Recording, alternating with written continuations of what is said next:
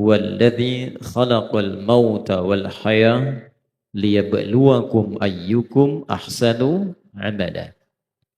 Dialah Allah yang mencipta kematian dan kehidupan. Dulu pernah kita utarakan kenapa maut didahulukan dari haya. Dan haya pakai alif. Biasanya di dalam fiqh lughah di bahasa Arab, setiap yang menggunakan alif itu menunjuk pada sesuatu yang panjang.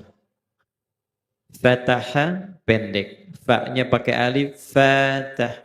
Jadi panjang dua harakat. Haya menggunakan alif dan diakhirkan ingin memberikan kesan bahwa setiap manusia umumnya ingin hidup lebih panjang. Ada yang mau meninggal hari ini? Hampir tidak ada. Tapi maut didahulukan ingin memberikan kesan bahwa harap-harap hidup lebih panjang, ternyata maut bisa datang lebih dulu dari apa yang kita duga. Untuk itulah kemudian sebagai bekal terbaik, Allah memberikan penegasan dalam rangkaian ayat ini, liyabluwakum ayyukum ahsanu amala. Dhamirnya pindah kata gantinya dari kata ganti yang ketiga, huwa, huma, hum, berubah menjadi kata ganti yang kedua, kum. Menunjuk pada kita yang hidup, yang hadir. Kalau kata ulama tafsir, rasakan ayat ini dikhitab, diarahkan kepada kita yang menerima ayat itu. Ya adi hidayat. Kalau kita tafsirkan lebih jauh, ya adi hidayat.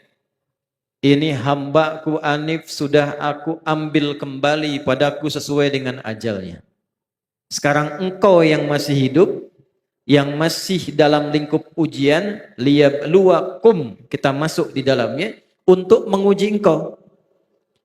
Ayyukum ahsanu amala. Siapa di antaramu yang bisa belajar dari wafatnya ini, kembalinya hamba Allah ini, untuk belajar dari amal solehnya, meningkatkan amal soleh kita.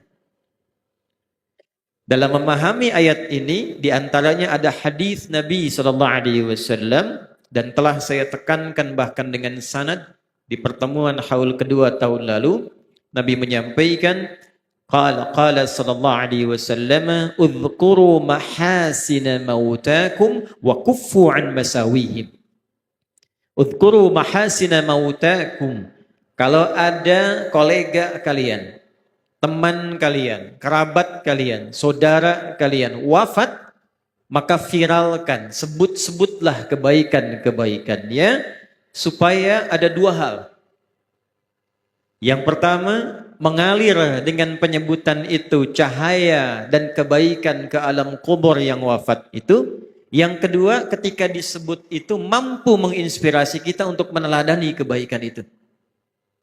Kalau pernah kita dengar dan simak, bagaimana kita bisa meneladani kebaikan Nabi kalau tidak disebut kebaikan beliau?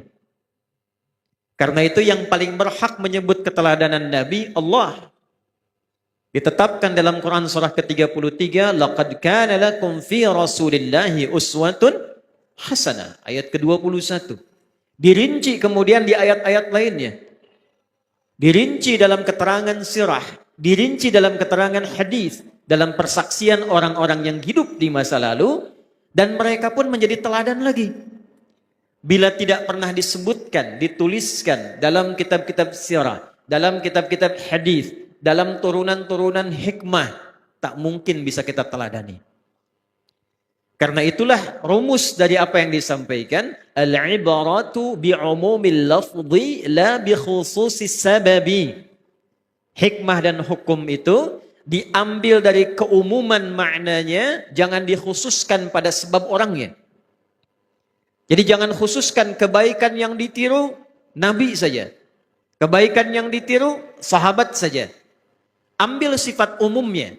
Nabi menunjukkan kebaikan, ditiru oleh sahabat, sahabat ditiru oleh tabi'in, tabi'in ditiru oleh tabi'ut tabi'in, sampai ke kita, semua kebaikan yang kita dapatkan dari orang-orang yang telah meninggalkan kita, tiru itu.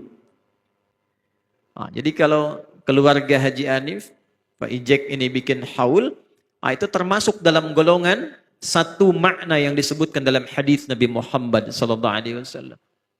Wa kufu an masawihim, dan tutupi kekurangan-kekurangan, aib dan kesalahan-kesalahan yang mungkin dilakukan oleh almarhum saat hidupnya. Ini indahnya dalam Islam. Kalau orang sudah meninggal, jangan diungkap apalagi diviralkan kekurangan kesalahannya. Karena kita yang hidup itu masih banyak potensi salahnya. Yang meninggal sudah selesai. Maka di pertemuan haul yang kedua kemarin kita selesaikan tentang makna hadis ini untuk mengambil ibrah sekaligus juga mendapatkan satu bekal, landasan kebaikan yang kita bisa bawa pulang setelah acara haul yang dimaksudkan. Jadi dari datang dan pulang ini mesti beda. Jangan sampai datang dan pulang keadaannya sama. Datang kita ingin belajar, pulang dapat apa dari yang dipelajari. Untuk itulah di haul yang ketiga ini, insya Allah kita akan lanjutkan pembahasan dari haul yang kedua tentang pencarian bekal, belajar dari orang-orang saleh yang telah meninggalkan kita untuk mencari bekal terbaik dalam rangka pulang menghadap Allah Subhanahu wa ta'ala.